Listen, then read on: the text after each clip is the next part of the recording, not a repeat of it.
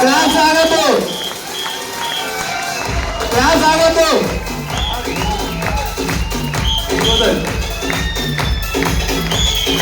ఎగ్జామ్మెంట్ ఆగదండి, ఎగ్జామ్మెంట్ ఆగద్దు. సారు మాటలు తెలుసుకుందాం మనం. Big round class.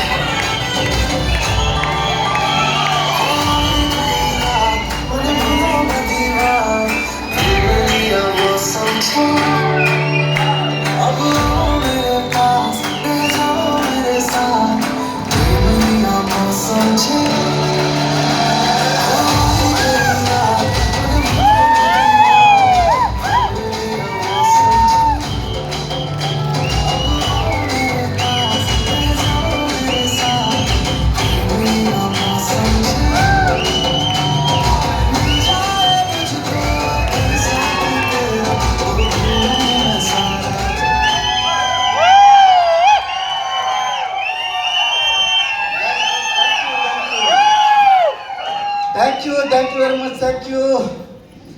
నూతన సంవత్సర శుభాకాంక్షలు అందరికీ కూడా. Yes, so very fantastic. So అందరూ బాగున్నారా? సో 2026లో ఇంకా బాగుంటారు, ఎందుకంటే ఇక్కడ ఉన్నారు కాబట్టి. ఇంకా బ్రహ్మాండంగా ఉండాలంటే ఒకటి చెప్పాలా, 9, 10, 11వ తారీఖున ఉంటే ఇంకా బ్రహ్మాండంగా ఉంటారు. రెడీనా? 9, 11 రెడీనా? రెడీనా? So very fantastic. నా పేరు పురుషోత్తం దాసు. నేను ఒక సుమారుగా 14 సంవత్సరాలు పోలీస్ డిపార్ట్మెంట్లో పనిచేస్తాను. సో 14 సంవత్సరాలు జాబ్ బాగుంటే చేస్తామా, ఇష్టం ఉన్నా లేకుండా చేస్తామా, లేకపోతే అవసరం ఉంటే చేస్తామా? బాగున్నా బాగలేకపోయినా అవసరం ఉంది కాబట్టి చేస్తాం, అవునా కదా? సో దానివల్ల చేసినాం అంతే, అవునా కదా? నెలాఖరికి వచ్చే కరెంటు బిల్లు, ఇంటి అద్దె, ఇవన్నీ ఉంటాయా లేవా? సో కాబట్టి మనం ఎక్కడ పల్లెటూరు నుంచి వచ్చాం కాబట్టి మనకేముంటుంది, ఇంటి అద్దె ఉంటుందా లేదా? ఎక్కడున్నో తెలియదు, హైదరాబాద్లో వాళ్ళకి తెలీదు. బయట నుంచి వచ్చిన వాడికి ఫైర్ ఎక్కువ ఉంటుంది, ఎక్కడున్నారో కూడా బాగా ఎక్కువ ఉంటుంది. ఎందుకంటే ఎక్కడ కూడా నేను సుమారుగా 18 సంవత్సరాలు ఉన్నాను నేను. అయితే నేను ఎగ్జాంపుల్ ఎందుకు చెప్తున్నానంటే, జాబ్లో జీతం వస్తుంది కానీ జీవితం రాదు, అవునా? ఎంతమంది నమ్ముతారు? అందరూ? సో 100% నమ్ముతారు, అవునా? ఇందులో గవర్నమెంట్ ప్రైవేట్ జాబ్ చేసే వాళ్ళ చేతులు లేపండి ఒకసారి. వీళ్ళందరికీ గట్టిగా బిగ్ రౌండ్ అప్లాస్. ఇప్పుడే ఒక వీడియో చూస్తున్నాను.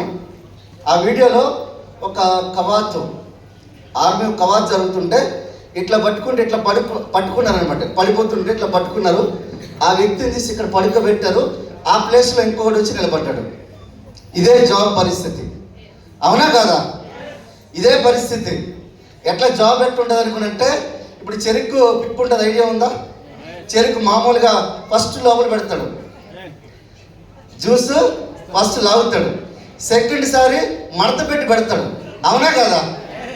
మూడోసారి రాకపోతే నిమ్మకాయ పెట్టి మరీ పెడతాడు. 30 సంవత్సరాలు అయిపోతుంది అప్పటికి. అయిపోద్దా లేదా? మూడోసారి పెట్టేసరికి 30 సంవత్సరాలు అయిపోతుంది. ఇక మన వల్ల ఏం కాదు. ఎవరో ఒకడు వచ్చి ఇట్లాంటి బిజినెస్ అవకాశం గురించి చెప్తే ఏడవుతుందబ్బా మన వల్ల, ఏడబ్బా అన్న సొసైటీలో కలిసిపోతాం, అవునా కదా? ఆ మధ్యలోనే నాకు కూడా ఒక లీడర్ వచ్చి డైరెక్ట్గా చెప్పలేదు. ఆగస్టు 2వ తారీఖు 2018 నైట్ నేను ఒక వీడియో చూస్తున్నాను. ఆ వీడియోలో ఎటువంటి పెట్టుబడి లేకుండా వ్యాపారం చేసుకోవచ్చు అని చెప్పి ఒక వీడియో చూస్తుంటే, ఆ వీడియోలో ఒక వ్యక్తి చాలా యంగ్ హ్యాండ్సమ్, ఒక మహేష్ బాబు లెక్క ఉన్న వ్యక్తి ఉన్నాడు. కానీ ఆయన ఏమంటున్నాడు, 3వ తరగతి చదువుకున్న క్యాబ్ డ్రైవర్ని, నెలకు 30,000 సంపాదిస్తున్నా పార్ట్ టైంగా అని చెప్పారు. ఆయన ఎవరో కాదు, మిస్టర్ తంగిలిపల్లి శ్రీనివాసరావు, గ్రేట్ అప్లైన్ అఫ్సర్ సార్. 3వ తరగతి చదువు అంటే అప్పుడు నాకు కరెక్ట్ గుర్తులేదు. సార్ చదివింది 7వ తరగతి, 7వ తరగతి పాస్ అంటాడు సారు. అయితే 7వ తరగతి చదువుకున్న వ్యక్తే ఈరోజు 30,000 సంపాదిస్తే, అప్పుడు నా శాలరీ వచ్చి 44,000 ఉండేది. Government job 44,000. ఎక్కడికి వెళ్ళిన అన్నా నమస్తే, అన్నా నమస్తే, సార్ నమస్తే, సార్ నమస్తే, ఈ గౌరవం తప్ప ఇంకేం లేదు, అవునా కదా? అవునా? సో చాలామంది దాని గురించే పనిచేస్తారు. అయితే ఆయన వీడియో చూడగానే నేను ఫోన్ చేశాను. నేను ఫోన్ చేయగానే ఆయన సార్ ఏమన్నాడు అనుకుంటే, ఈ అవకాశం నేను మీకు ఇవ్వడానికి రెడీగా ఉన్నా, నాకు కాల్ చేయండి అనుకో చెప్పి సార్ చెప్పారు. నేను ఇమీడియట్గా నేను కాల్ చేయగానే ఆయన ఎత్తలే, ఇంకొక ఆయన ఎత్తాడు ఫోను. ఆయన ఎవరో కాదు, మిస్టర్ అశోక్ సార్ అని లావణ్యమని ఒకసారి గట్టిగా బిడ్డ క్లాస్. వీళ్ళంటే నాకు కూర్చోబెట్టి ఎవరు ప్లాన్ చెప్పలేదు, నా అంత నేనే అవకాశం వెతుకుతున్నా నేను. ఎందుకంటే నా దగ్గర ఒక జాబ్ ఉంది, దానివల్ల నేనేమి సాధించలేదు. రోటీ కపడా మకాన్, తిండి గుడ్డ బట్ట గురించి మాత్రమే కష్టపడ్డా తప్ప జీవితంలో ఏమీ రాలేదని చెప్పే విషయం నాకు ఒక 2 సంవత్సరాలు అర్థమైంది. ఈ మధ్యకాలంలో నాకు ఏమైంది అనుకుంటే, చిన్న జాబు చిన్న జీతం, పెద్ద జాబు పెద్ద జీతం. కాబట్టి గ్రూప్స్ బాగా ప్రిపేర్ అయ్యాను, సివిల్స్ బాగా ప్రిపేర్ అయ్యే క్రమంలోనే నేను బిజినెస్ అవకాశం అనేది తీసుకోవడం జరిగింది. ఎందుకు అనుకుంటే ఐఏఎస్ ఐపీఎస్ డైరెక్ట్ దగ్గరగా చూసేటువంటి. ఎందుకు అనుకుంటే మేము డిపార్ట్మెంట్ ఉన్నాం కాబట్టి వాళ్ళు కూడా ప్రతి దగ్గర కూడా ఏది కొనాలన్నా కూడా ఈఎంఐ ఆప్షన్, అవునా కాదా? కాదా? ఎట్లుంటుంది ఈఎంఐ జోలికి అమ్మాయి జోలికి ఎప్పుడు వెళ్ళొద్దట, అవునా కాదా? ఈఎంఐ జీవితాంతం ఉంటుంది మనతో, అవునా కాదా? అమ్మాయి కూడా జీవితం సంకనాకించేస్తుంది, అవునా కాదా? అట్లాంటి సారీ ఏమనుకోవద్దు, చాలా మంచి వాళ్ళు కూడా ఉన్నారు, ఇట్లా చేసేటోళ్ళు కూడా ఉన్నారు, ఏమనుకోవద్దు. ఎందుకంటే నేను 1999 నుంచి ఒక అమ్మాయికి లవ్ చేశాను. నేను 6వ తరగతి నుంచి ఒక అమ్మాయికి ఐ లవ్ చెప్దామనుకో ట్రై చేస్తూ ఉంటే, మహమ్మద్ గోరి లెక్క దండయాత్ర చేస్తూనే చేస్తుంటే 2006లో జాబ్ వచ్చింది, 2007లో ఉద్యోగం పోస్టింగ్ వచ్చింది, 2010లో నాకు ధైర్యం వచ్చింది. అప్పుడు ఐ లవ్ చెప్తే ఈ ముదరాష్ట్రపోడు ఇప్పటికైనా ఐ లవ్ చెప్పాడని చెప్పి అప్పుడు పెళ్లి చేసుకుంది ఆమె పూర్ణిమ మేడం. సో ఆలోచించండి, అంటే అంత మొహమాట వస్తుంది ఈరోజు బిజినెస్ చేసి. ఈరోజు సుమారుగా ఒకసారి ఆలోచించండి, లైఫ్ అనేది ఎంత చేంజ్ అయిపోయింది, నా జీవితం ఎంత యూటర్న్ చేంజ్ అంటే బికాస్ ఆఫ్ ఓన్లీ వెస్టీజ్ వ్యాపారం. ఈ వ్యాపార అవకాశం ఎంత గొప్పదో మీకు ఎగ్జాంపుల్ చెప్తా చూడండి. ఇక్కడ చాలా మంది లీడర్స్, చాలా మంది వాళ్ళ జీవితాలు ఎట్లా మార్చుకున్నారో ఎగ్జాంపుల్ మీకు చెప్తాను. అయితే ఈ కాల్ చేసినప్పుడు అశోక్ సార్ ఏమన్నారు అనుకున్నంటే, సార్ శ్రీనివాస్ గారు ఈ అవకాశం గురించి చెప్పారంటే, లేదు ఆయన చెప్పేది నేను వీడియో తీసి పెట్టాను, మీకు ఏం కావాలనుకుని అడిగారు. నాకు అవకాశం కావాలి సార్ అంటే, నాకు ఆధార్ కార్డు కావాలని చెప్పి సార్ చెప్పారు. ఆధార్ కార్డు అనేసరికి టక్కని పంపించిన నేను పంపించేసరికి 2 నిమిషాలు నాకు కావాలని పంపించారు. ఎందుకు నేను ఆధార్ కార్డు అంటే ఇమీడియట్గా పంపించిన నేను. చాలామంది ఆధార్ కార్డు అంటే ఏం చేస్తారు, మన ఈదిలో ఫస్ట్ ఎవరు అమ్మనాళ్ళకి అయితే అడుగుదాం, ఆ తర్వాత ఈదిలో కార్పొరేట్ ఎవరంటే కార్పొరేట్కి అడుగుదాం, వీలైతే ఎమ్మెల్యేకి అడుగుదాం, ఆ తర్వాత వీలైతే ముఖ్యమంత్రిని అడుగుదాం. వీళ్ళందరూ అయిపోయిన తర్వాత మన తాత ఉన్నారు కదా, ఇంకొక ఆయన మోడీ గారి కళ్ళు అడుగుదాం. వీళ్ళందరూ ఓకే అయిన తర్వాత నైట్ టైము మన తాత కానీ ముత్తాతకు కానీ కళ్ళకు రమ్మని చెప్పి వాళ్ళకు కూడా పర్మిషన్ అడిగి, అమ్మ లేదంటే నాయనమ్మ ఆధార్ కార్డు ఇవ్వచ్చా, అనుకున్నంటే అప్పుడు ఇచ్చేటోళ్ళు ఉన్నారా లేదు ఇక్కడ? లేరా? మీరు మంచి వాళ్ళు చాలా మంది, కానీ నాకు అట్లాంటి చాలా మంది ఉన్నారు అట్లాంటి వాళ్ళు. అట్లాంటి వాళ్ళు కూడా ఈరోజు 5-10 లక్షలు పర్ మంత్ సంపాదిస్తున్నారు. అయితే నేనేమంటున్నానంటే ఆధార్ కార్డు పంపించిన, ఎందుకంటే ఒకవేళ ఆధార్ కార్డు ఏదైనా చేస్తున్న మిస్యూజ్ నైట్ 3 గంటలకు ఎత్తుకొని రావచ్చా లేదా? మేము 3 గంటలకే లిఫ్టింగ్ చేస్తాం వ్యక్తుల్ని, పోలీసు వాళ్ళం కదా. 3 గంటలకు ఎవరైనా ఎత్తుకొని రావాలంటే ఆ టైంలో లిఫ్టింగ్ చేస్తాం. కాబట్టి ఆధార్ కార్డు ఏంది ఆస్తి అయినా నేను రాసిస్తాను అనేటట్టు ఉండేటువంటి, ఎందుకంటే నాకు అవకాశం కావాలి కాబట్టి. సో పంపించిన వెంటనే సారు ఐడి నెంబర్ పంపించారు. ఐడి నెంబర్ నేను చూసుకొని ఏం చేశానంటే ఇమీడియట్గా నాకు గగుల్స్ ఉండేటప్పుడు కళ్ళద్దాలు ఆర్డర్ పెట్టేసినాం. పెట్టగానే సార్కి ఎవరికో బాగా తొత్తర ఎక్కువ బాగుందని చెప్పి, ఇది ఇట్లా కాదు సార్, దగ్గరలో ఒక ప్రోడక్ట్ మీకు పర్చేజ్ స్టోర్ ఉంది అనుకొని చెప్పి సార్ పంపించారు. అది ఎక్కడో కాదు, మన సికింద్రాబాద్ బ్రాంచ్. అయితే బ్రాంచ్ దగ్గరికి వెళ్ళాక 3200 రూపాయలు పర్చేజ్ చేశాను. సబ్బు, షాంపూ, పేస్ట్, కుకింగ్ ఆయిల్ అవన్నీ ఇంట్లో కావాల్సినవన్నీ కొనేసిన తర్వాత సార్ ఏమన్నాడు, మీరు ఒక్కరే కాదు సార్, మీరు మీతో పాటుగా కొంతమందికి హెల్ప్ చేస్తే మీరు 282 పాయింట్స్ చేస్తే ఫాస్ట్ స్టార్ట్ 8% అవుతారు, మీ ఫస్ట్ మంత్ ఇన్కమ్ వస్తుంది సార్ అని చెప్పారు. ఎట్లుంటుంది? బాగుంటుందా లేదా? 282 పాయింట్స్. నేనేం చేయాలి? నాకు తెలిసిన బిజినెస్ వల్ల ఏమన్నా కిరాణా వ్యాపారం, లేదంటే ఊర్లో మనకు వీధులు వెంబడి వస్తాయి కదా, ఏమొస్తాయి?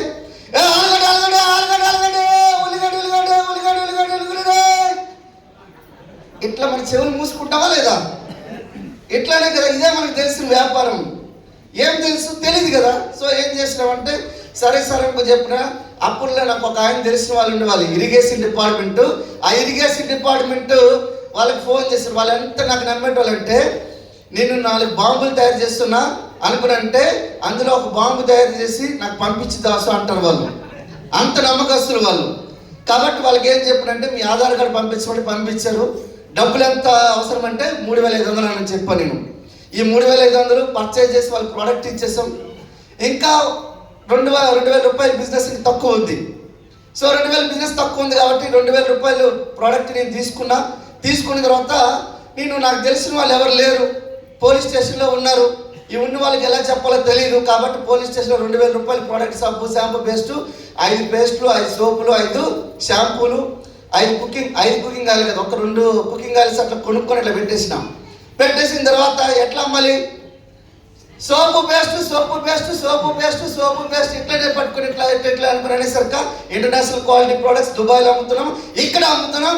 మా మిస్సెస్ మొన్ననే రీసెంట్గా స్టార్ట్ చేస్తారని చెప్పి 2000 ప్రోడక్ట్ అమ్మేసరికి 9000 అయింది. 9000 అయితే 10వ తారీఖు వచ్చింది 1200 రూపాయలు ఫస్ట్ మంత్ ఇన్కమ్ నాది. అయితే ఇంతకు ముందు నేను ఒక ఎగ్జాంపుల్ కొన్ని చెప్పడం మర్చిపోయినా. నా శాలరీ 44,000 వచ్చేది. చెల్లికి పెళ్లి చేయడం వల్ల, అక్కకి పెళ్లి చేయడం వల్ల, తమ్ముడికి చదువు, ఉద్యోగం, అమ్మ అనారోగ్యం వల్ల కొన్ని లక్షల్లో అప్పుల్లో ఉండేటువంటి. కాబట్టి అన్ని ఈఎంఐలే. ఏముంటాయి మనకి? అన్ని ఈఎంఐలే. సో ఈఎంఐలు అన్ని కట్ అయ్యేసరికి 11,000 వచ్చేది. ఈ 11,500 రూపాయలు కనీసం ఖర్చు చేయాలని కూడా చాలా కష్టం ఉండేది. ఈ టైంలో నేను ఏం చేసానుకుంటే 1200 రూపాయలు అనేది చాలా నాకు పవర్గా అనిపించింది. నాకైతే అనిపించింది ఫస్ట్ ఆ 10వ తారీఖున 424 రూపాయలు నా అకౌంట్లో పడ్డది. 750 రూపాయలు ప్రోడక్ట్ అంటే ఫ్రీ వచ్చింది. మనం రిటైల్ కింగ్, ఏది వచ్చినా మనం టక్ నమ్మి పడేస్తాం. మా అమ్మ నాన్నలో ఏం నేర్పించకపోయినా ఒక వ్యాపారం మాత్రం నేర్పించి పడేస్తారు. మా అమ్మ కూడా అట్లా కూరగాయలు అమ్మేది. ఆమె దగ్గరగా చూసేటోని నేను. ఓకే, మా అమ్మ ఏం చేసేది, మంచిగా మాట్లాడడం, మంచిగా అభిమానంతో వాళ్ళు పలకరించడం, వాళ్ళ కష్ట సుఖాలు తెలుసుకోవడం, ఇవన్నీ చేసేది. సో అదే నాకు చేసేసరికల్లా నాకు ఈజీ అయిపోయింది నాకు బిజినెస్. కానీ ఇది కాదు, ఇంకా కొద్దిగా ఏదో నేర్చుకోవాలనుకున్నాను.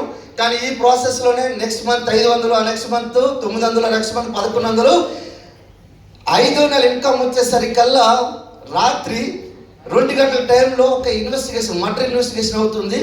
పోలీస్ స్టేషన్ నుంచి ఇంటికి వెళ్ళడానికి ఛాన్స్ లేదు. ఆ టైంలో రాత్రి 2 గంటలు పోలీస్ స్టేషన్ కూర్చున్నాం. రాత్రి 2 గంటల టైంలో వెస్టీజ్ యాప్ ఓపెన్ చేస్తే ఆ యాప్ చూడగానే నా కళ్ళు జిగేలమన్నాయి. కళ్ళు గిరగిర తిరిగి కింద మీద. ఇప్పుడు చిన్నప్పుడు చాక్లెట్ కావాలంటే ఇసుకలో కొట్లాడేటోడంట మా అమ్మ చెప్పేది. ఇవన్నీ ఇప్పేసేటోడినంట నేను. ఇప్పుడు ఇప్పడానికి కష్టం కదా, మంచిది కాదు కదా. ఇప్పుడంతా సెన్సార్ బోర్డు ఒప్పుకోదు, పిచ్చోళ్ళని ఎర్రగడ్డ హాస్పిటల్ ఇస్తారు, అవునా కదా. నేనే చాలా మంది చేస్తున్నాం మేము. అయితే అట్లా ఏదైనా కావాలనుకుంటే అంత పిచ్చి అట్లా కొట్టేసుకుని 20,177 రూపాయలు 5 నెలల్లో రావడం జరిగింది. ఒకసారి ఆలోచించండి, 44,000 పోలీస్ డిపార్ట్మెంట్ లో, ఇక్కడ 20,177 వచ్చేసరికి ఉబ్బి తప్పిపోయిపోయినా మా మేడం ఫోన్ చేసి చెప్పినా, పూరి మన లైఫ్ చేంజ్ అయిపోయింది చెప్పినా, నిద్ర పట్టనివ్వలే, నీళ్ళు తాగనివ్వలే ఆమెకి, అర్థమైందా.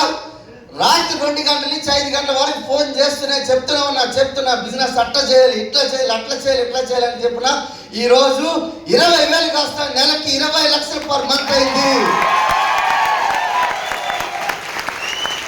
జస్ట్ ఇన్నోసెన్స్, జస్ట్ అమాయకత్వం. నెలకి 20 లక్షల వ్యక్తిని చూడండి మీరు. ఎవరైనా బయట కనిపిస్తారేమో, చూస్తారా? మీ సీఈఓ కలవాలంటే 10 సంవత్సరాలు అవుతుంది, మీ మేనేజింగ్ డైరెక్టర్ కలవాలంటే 20 సంవత్సరాలు అవుతుంది. నీ జీవితమే అయిపోతుంది నీ చైర్మన్ కలవాలంటే. ఆ చైర్మన్ ఉండే ఆదాయం ఈరోజు పురుషోత్తం దాస్ ఇన్కమ్ ఉంది, ఒకసారి ఆలోచించండి. కానీ అట్లాంటి వాళ్ళు కాదు. ఈరోజు వెస్టీజ్ అనేది 5 కోట్ల మంది కన్జ్యూమర్స్ ఉన్నారు, 22 లక్షల మంది 2,000 నుంచి 2 కోట్లు సంపాదించే వాళ్ళు ఉన్నారు, 12,000 మంది కార్లు తీసుకునే వాళ్ళు ఉన్నారు, 7,000 మంది లక్ష పైబడి సంపాదించే వాళ్ళు ఉన్నారు, 300 పైబడి బెంచ్, BMW, ఆడి, జాగ్వార్ లాంటి కార్లు తీసుకునే వాళ్ళు ఉన్నారు. ఈరోజు 55 మంది 10 లక్షల పైబడి సంపాదించి ఉన్నారు. That is Guinness book of record. ఈరోజు 196 దేశాలు కానీ కొన్ని లక్షల కంపెనీల్లో ఇట్లాంటి కంపెనీ లేదు. That is Guinness book of record. 2012 నుంచి 2021 వరకు 135% గ్రోత్ ఉన్న ఒకే ఒక కంపెనీ వెస్టీజ్. ఒకే ఒక్క కంపెనీ వెస్టీజ్. ఎందుకు ఒకసారి ఆలోచించండి. ఇట్లాంటి కంపెనీ మీ దగ్గరికి వచ్చినప్పుడు మీరు ఎట్లా తీసుకుంటారో నాకు తెలియదు, కానీ నేను ఎట్లా తీసుకునే ప్రసాదం లెక్క. ఇప్పుడు మన తిరుపతిలో మనకు ప్రసాదం ఎట్లా ఇస్తారు, ఇచ్చినప్పుడు కాళ్ళకి చెప్పులు తీసేసి ఇట్లా కళ్ళు కట్టుకొని మరి తింటారు. కొంతమంది సరే ఇవులే అంటారు, కొంతమంది చలో ఇవులే ఇట్లా అంటారు, కొంతమంది అంటారు చలో వద్దు అంటారు. ఏమంటే వాళ్ళ షుగర్ ఉన్నది అనుకుంటాం మనం, అవునే కదా. ప్రసాదానికి విలువ తగ్గుతుందా? అక్కడ ప్రసాదానికి విలువ తగ్గదు, ఇక్కడ వెస్టీజ్కి విలువ తగ్గదు. That is the power of Vestige. మీరు రాబోయే 2030లో మీరు కోటీశ్వరులు కావాలంటే జనవరి 9, 10, 11 లాంటి ఫంక్షన్ మీ దగ్గరికి రాబోతుంది. అయితే ఈ ఫంక్షన్ మధ్యలో ఒకటి జరిగింది, నాకు మ్యాజిక్ జరిగింది. ఆ మ్యాజిక్ ఏదో చెప్పమంటారా? చెప్పాలా? ఈరోజు బెంచ్ రావడానికి కానీ, బంగ్లా రావడానికి కానీ, ఈరోజు 3 ఇళ్ళు కట్టించుకోవడానికి కానీ, ఈరోజు 2 కార్లు, 2 బైక్లు, 3 ఇళ్ళు, ఈరోజు కేసీఆర్ బంగారం, ఈరోజు సుమారుగా 12 కోట్ల రూపాయలు వెస్టీజ్ని తీసుకోవడానికి కారణం ఒకటి, ఆ కాల్ ఏమని వచ్చింది అనుకున్నంటే 20,000 రాగానే ఒక వ్యక్తి కాల్ చేస్తారని చెప్పి మా place Srinivas sir and Ashok sir phone చేశారు. సార్ కంగ్రాచులేషన్స్, మీ జీవితం మారిపోతుంది. అరే వెస్టీజ్ అవకాశం వచ్చినాక మారిపోతుంది నాది, ఇంకా ఏం మారిపోతుంది సార్ అని అనుకున్నాం. లేదు సార్ మీకు కాల్ రాబోతుంది, ఒక గొప్ప వ్యక్తి కాల్ చేయబోతున్నాడు, ఆయన మాట విన్నారంటే జీవితం మారిపోతుంది సార్ అన్నారు. నాకు మామూలుగా అనిపించింది, అంత పెద్ద వ్యక్తి ఎవరబ్బా అని చెప్పి నేను అనుకున్నా. కానీ మధ్యాహ్నం 3 గంటల సమయంలో అప్పుడు కాల్ చేశారు. ఒక కాల్ వచ్చింది, ఆయన ఎవరో కాదు, హాయ్ సార్ నా పేరు ఎండి సలీం,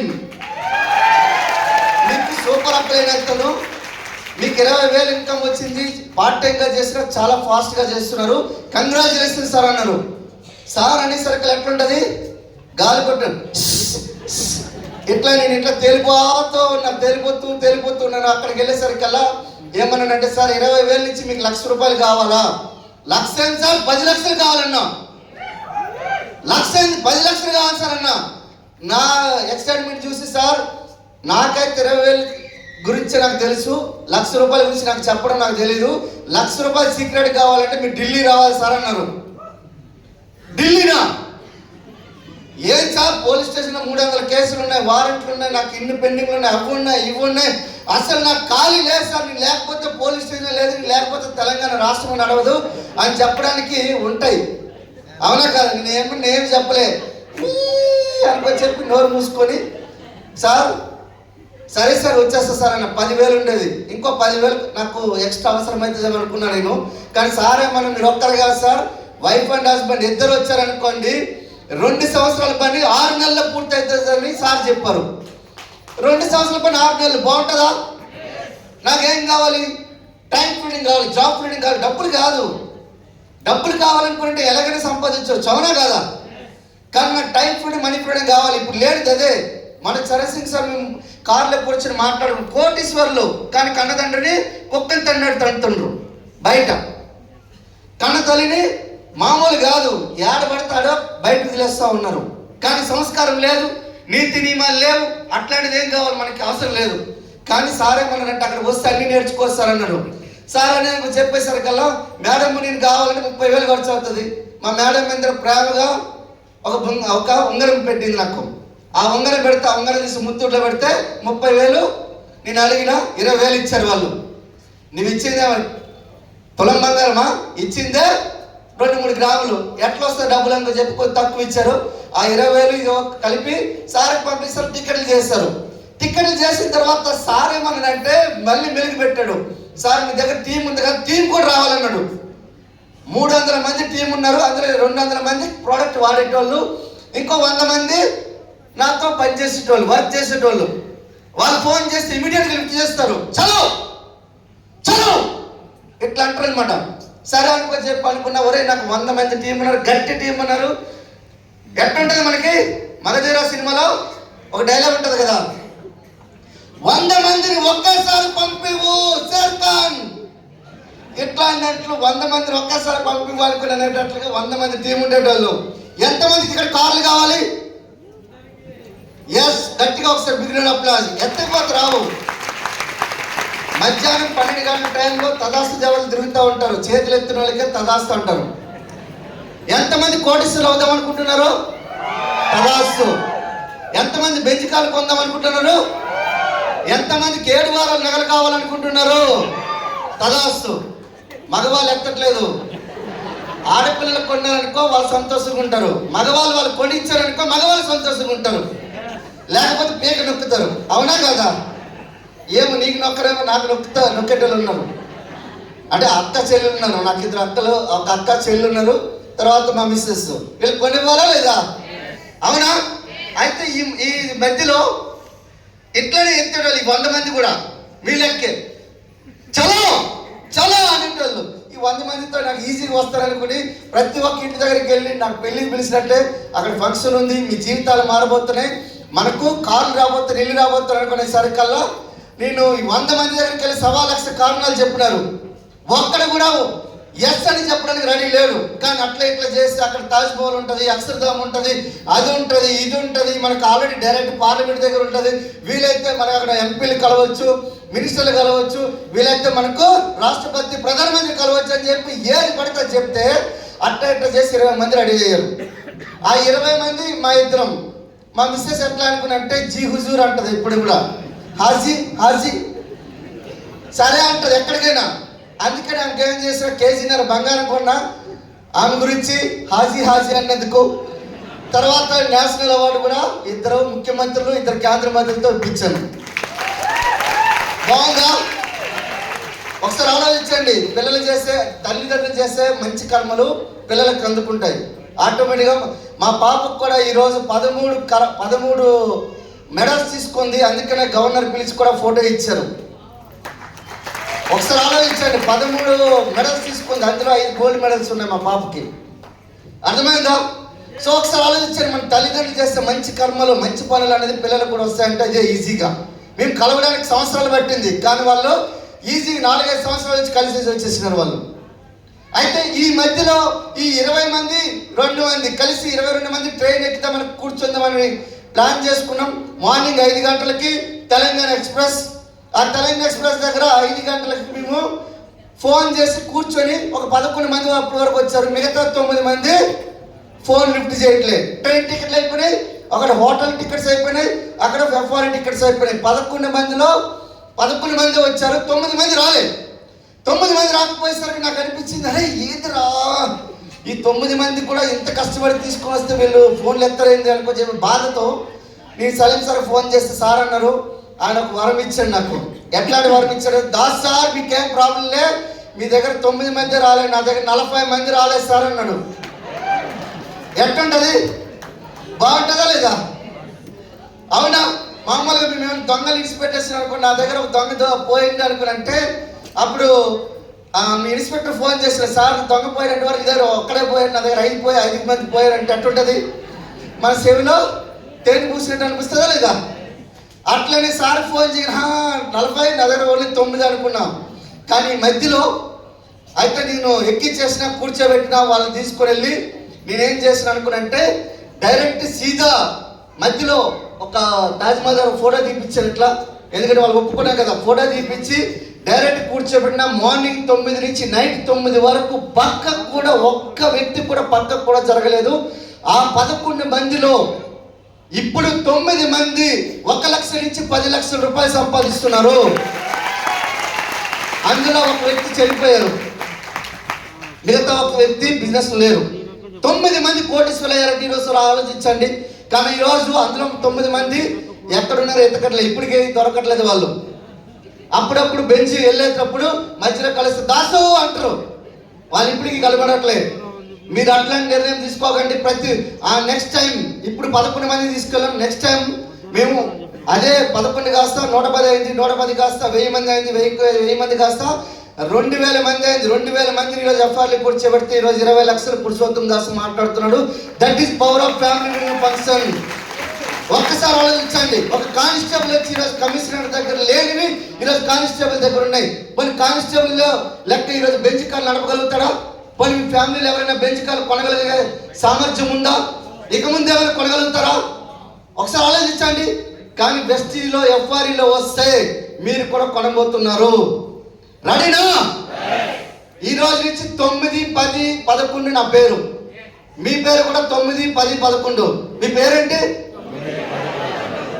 ఎందుకు 9, 10, 11? మీకు కావాల్సింది బెంచ్ కార్, మీకు కావాల్సింది బంగ్లా, మీకు కావాల్సింది బంగారం కావాలా వద్దా? అన్నిటికీ మించి టైం ఫ్రీడమ్, మనీ ఫ్రీడమ్ కావాలా? అవి లేక భూమి మీద చాలా మంది డబ్బులు ఉన్నా కూడా కొట్టుకుంటారు. రెడీనా? ఎంతమంది సక్సెస్ కావాలి? ఎంతమందికి సక్సెస్ కావాలి? రెడీ? చలో ప్లీజ్ నిలబడాలి. ఎక్కడున్న వాళ్ళు అక్కడ నిలబడాలి. ఏం కాదు, లైట్గా జస్ట్ చేయి జాపుకునే సత్తా ఉన్న, అంటే మీరు చేయి జాపే స్థలం ఉండేటోళ్ళు చేయి జాపండి, మిగతా వాళ్ళు చేయి జాపకండి. ఓకే? రెడీ? రెడీనా? ఎస్. ఒకసారి చేయి. నా పేరు ఉన్నప్పుడు పురుషోత్తం దాస్ అని చెప్తాను, మీ పేరు చెప్పుకోవాలి. రెడీనా? కొద్దిగా పూర్తి కళ్ళు మూసుకోవాలి. రెడీ? నా పేరు పురుషోత్తమ దాసు రమేష్ కుమార్, మనస వాచ కర్మన ఈ ప్రమాణం చేస్తున్నాను. నేను ఐశ్వర్యవంతుడు కావడానికి కోటీశ్వరుని కావడానికి జనవరి 9, 10, 11 నాడు జరిగే అతిపెద్ద మెగా ఈవెంట్ మహాకుంభమేళా నేను నా హ్యాండ్ హోల్డింగ్ టీమ్ 20 మెంబర్స్ తో వచ్చి తీరుతానని. అర్హరాజులు వచ్చినా, భూకంపమే వచ్చినా, ప్రపంచమే తలకిందులైనా, ప్రపంచమే ఎదురు తిరిగినా వచ్చి తీరుతానని నేను ప్రమాణం చేస్తున్నాను. Thank you.